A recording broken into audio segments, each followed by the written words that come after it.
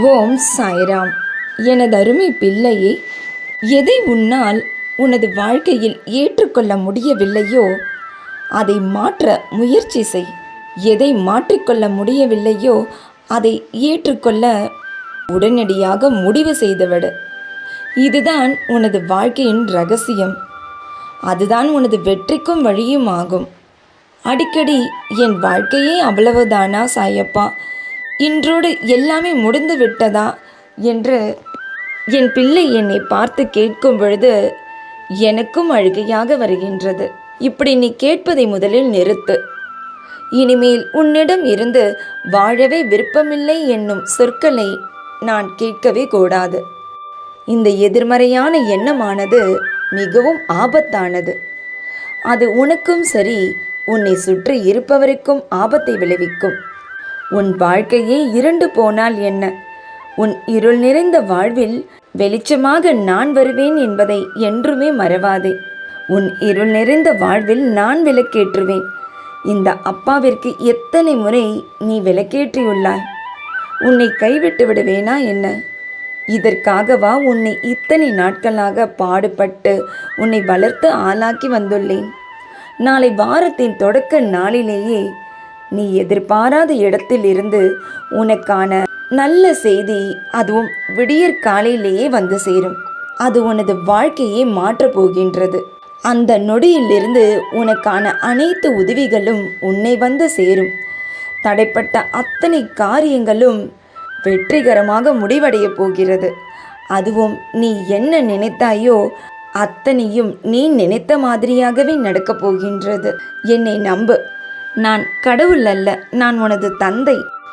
உன்னை வீழ்த்தும் அளவிற்கு விதிகள் எழுதப்பட்டிருந்தால் அந்த விதிகளை வீழ்த்தும் அளவிற்கு வழிகளையும் உனக்கு நான் காண்பிப்பேன். என்றும் மனம் தளராமல் துணிந்து செல் உன் முன்னேற்றத்தை நோக்கி. எப்போதும் நீ ராஜா விட்டு பிள்ளையாக நன்றாக இருப்பாய். எப்போதும் கன்னத்தில் கை வைத்து கொண்டு எதையாவது சிந்தித்து கொண்டே மனதை போட்டு குழப்பி தவித்து கொண்டிருக்கின்றாய். தைரியமாக இரு. எப்போதும் மௌனமாய் இருந்து உன்னை சுற்றி நடக்கும் விஷயங்களை கவனி. யார் என்ன பேசினாலும் கவனி. என்ன சொல்கிறார்கள் என்று கவனி. உனக்கு பிடிக்கதோ பிடிக்கவில்லையோ அப்போதுதான் எப்படிப்பட்டவர்கள் உன்னை சுற்றி இருக்கின்றார்கள், நல்லவர்களா கெட்டவர்களா, இவரோடு நாம் பேசுவதை தொடரலாமா வேண்டாமா என்று பகுத்தறிந்து இனி உன் வாழ்வினில் நீ செயல்படுவாய். எதிர்மறை ஆற்றல் தரும் நபர்களை உன்னிடத்தில் என்றுமே அனுமதிக்காதே.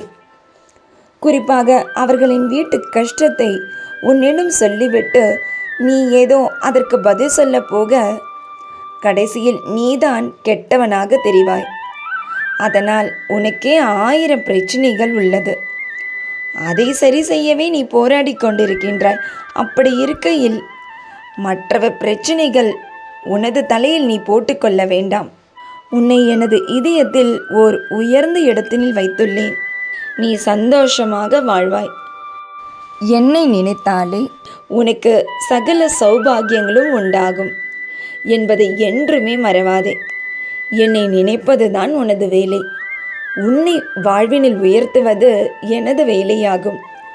உன் லட்சியம் எதுவாக வேண்டுமானாலும் இருந்துவிட்டு போகட்டும். அதை அடைய என்றும் நான் உனக்கு உறுதுணையாக இருப்பேன். தேவையற்ற பழைய கசப்பான நினைவுகளை மனதில் வைத்துக்கொண்டு குழப்பமான சூழ்நிலையில் நீ இருப்பதை விட எதையும் சிந்திக்காமல் தெளிவான மனநிலையில் இருந்து விடுவதுதான் உனக்கு சிறந்தது. காத்து கொண்டிரு உனக்கான நல்ல செய்தியை, அதுவும் விடியற் காலையிலேயே. நீயும் உன் குடும்பமும் சந்தோஷமாக வாழ்வீர்களாக. இன்றும் என்றும் என்றென்றும் உன் சாயப்பா உன் அருகினில். வாழ்க வையகம், வாழ்க வளமுடன். ஜெய் சாய்ராம்.